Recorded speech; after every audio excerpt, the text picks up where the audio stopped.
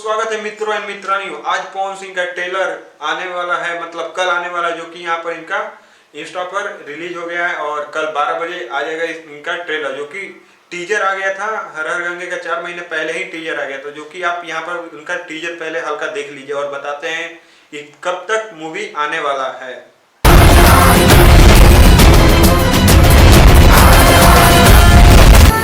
माई के आंचल में कोनो तरह के दाग ना बर्दा। जो कि आप देख लिए इनका टीजर और ट्रेलर तो कल आएगा।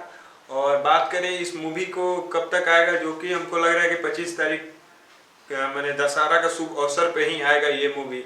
इसका डेट इधर उधर नहीं होगा। और संघर्ष 2 जो कि खेसारी लाल यादव का भी है और वे भी हमको लगता है कि 20 तक आएगा, जो कि 5 दिन का डिफरेंस यही लमसम हो सकता है, नहीं तो एक ही दिन रिलीज हो जाए, ऐसा भी हो सकता है।